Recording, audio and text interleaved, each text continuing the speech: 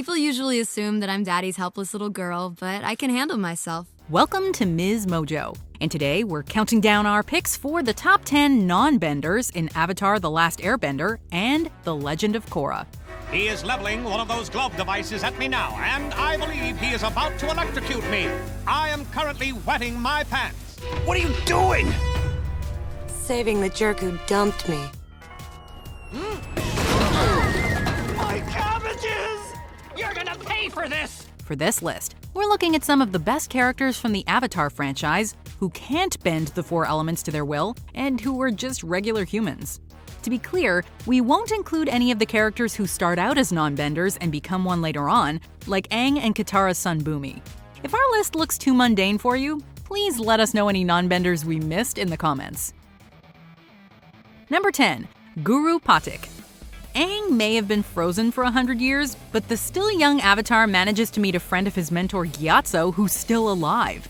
Guru Patik. Indeed. I was a spiritual brother of your people. While he isn't a bender, Patik is an expert in spiritual matters. To help Aang master the Avatar state, Patik guides him through opening his chakras. Each pool of energy has a purpose and can be blocked by a specific kind of emotional muck. Be warned, opening the chakras is an intense experience. Although Aang is unable to let go of his attachments and departs before he can open the final chakra, Patik's wisdom and strange taste in beverage makes him an invaluable and memorable character. I know I'm not the person you expected. And I didn't expect to be licked by a giant tongue just now. The world is full of surprises. Plus, anyone able to outweight an angry Appa definitely has some steel to them. Number 9. Pema. The wife of Aang's son Tenzin, and the mother to a large brood of airbender kids, Pema may be a homemaker, but she's still a beacon of quiet strength in The Legend of Korra. The kids and I have been talking, and we decided we want to stay. This is our city, and it's going to need all the help it can get. Not only is she frequently a voice of reason to her stubborn husband and Korra herself, but she also manages to wrangle her rowdy kids who can move air at will with no powers of her own. All I want is one child like me, a nice non-bender who doesn't blast wind in my face every 5 seconds. Mommy, look!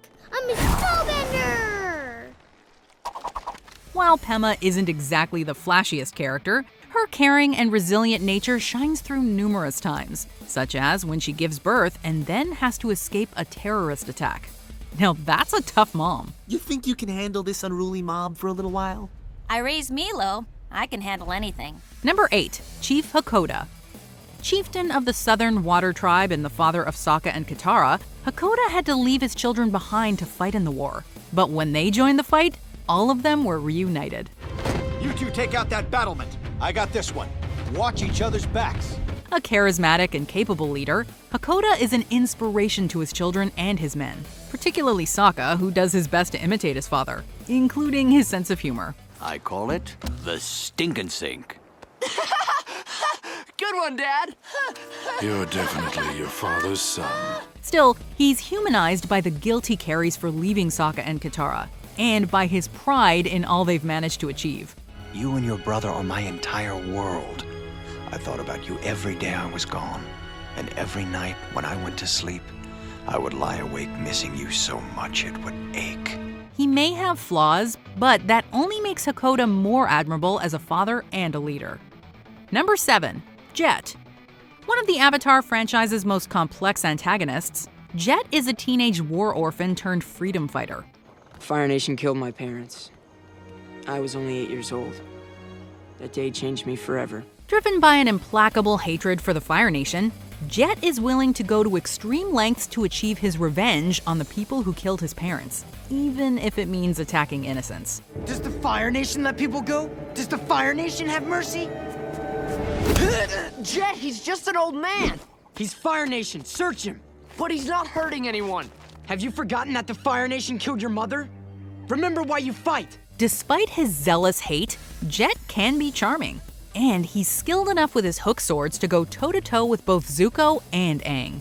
Still, a last hurrah and a bout of brainwashing did help cement Jett with a complicated yet memorable legacy on the show.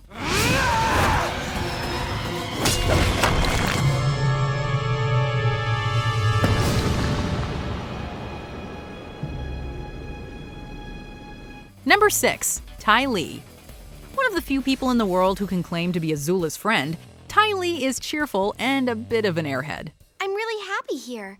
I mean, my aura has never been pinker. This makes her a welcome relief from the domineering Azula and their serious friend May. Ooh, I love the seashell bedspread. Are you serious? It looks like the beach threw up all over it. Still, while she can be a ditz and a flirt, Tylee is a great fighter, utilizing chi blocking to bring benders down to size. We only wish we'd gotten a bit more of her. Her backstory of being one of 6 identical sisters, as well as her later admission to the Kyoshi Warriors, would have been fascinating to expand on. The girls and I really bonded in prison, and after a few chi blocking lessons, they said I could join their group. We're gonna be best friends forever. Number 5. Icknick Blackstone Varric. Icknick Blackstone Varric, or just Varric to most, is an entrepreneur, film director, inventor, and all-around Renaissance man. Oh, and did we mention he's hilarious? Quick question, is this thing fast enough to get away from my crazy waterbending ex-girlfriend? Why do you think I built this boat? Varric forms a great double act with his secretary, Julie, who we also considered since she's really underrated. But we had to give it to Varric due to his more forceful personality. You forgot the honey! Sorry, sir. There isn't any in here. No honey? We're in a bear, for crying out loud! Varric actually does plenty of distasteful things throughout The Legend of Korra, from war profiteering to developing weapons for a dictator. But he's just so dang entertaining that we can't help but love him. Seriously, it's impossible to hate anyone who hides in a platypus bear. And he does redeem himself eventually. Now let's go attach these barely functional rust buckets to a giant killer smashing machine! It's exactly how I always pictured our engagement. Now, MsMojo, do the thing. Number 4, May. Azula's other almost friend, May is the reserved and deadpan straight woman to Azula's megalomania and Tylee's upbeat energy. I thought when Tylee and I finally caught you guys, it would be more exciting. Oh well, victory is boring. May is a superb fighter, utilizing throwing knives and stilettos to take on experienced benders and other fighters with ease. What doesn't come easily for her is displays of emotion, due to her upbringing.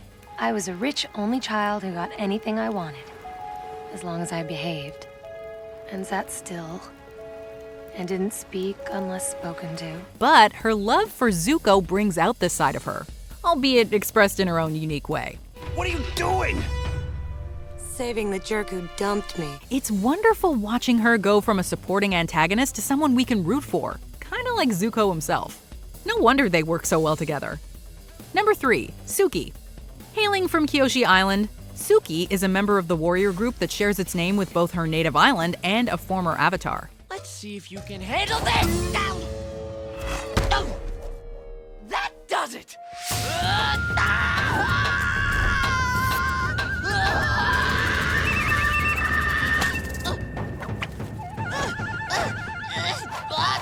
A leader among the young Kyoshi warriors, Suki is exceptional at hand-to-hand combat, being able to take on similarly skilled opponents and benders alike.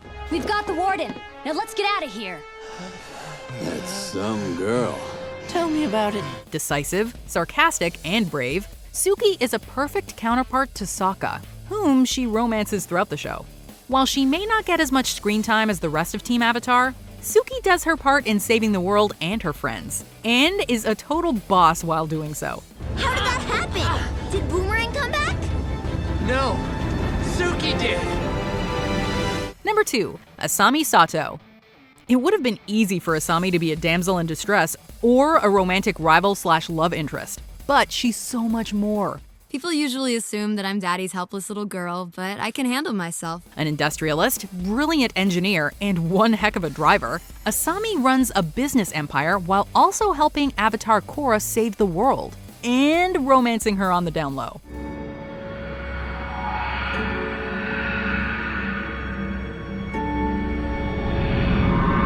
She's also surprisingly capable as a combatant, using inventions, particularly a shock glove, to take down her opponents. Glamorous, determined, and kind, Asami is almost the best non-bender in the franchise, though not quite. What? I don't believe this. Before we unveil our top pick, here are some honorable mentions. The Cabbage Merchant. Say it with him, folks. My cabbages! Ursa. Zuko's tragic mother had us all wondering what became of her. Everything I've done to protect you. Remember this, Zuko.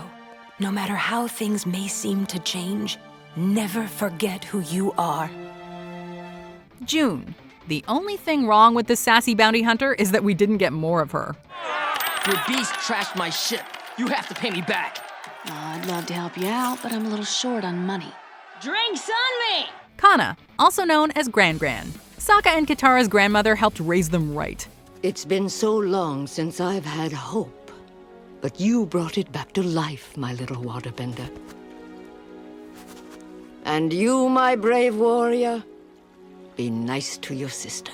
Pian Dao. Avatar has so many fantastic wise old mentors, and Sokka's is no exception. But why would you agree to train someone from the Water Tribe? The way of the sword doesn't belong to any one nation. Knowledge of the arts belongs to us all.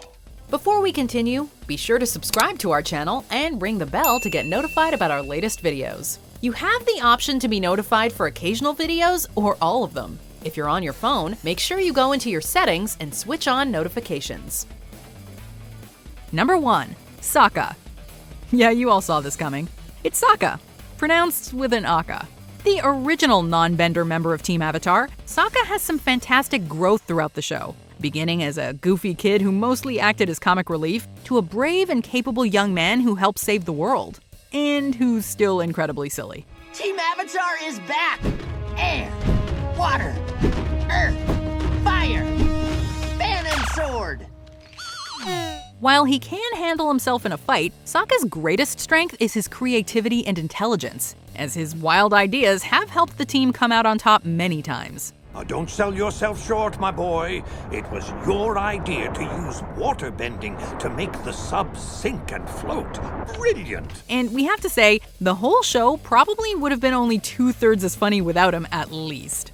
It's pretty much my whole identity. Sokka, the meat and sarcasm guy.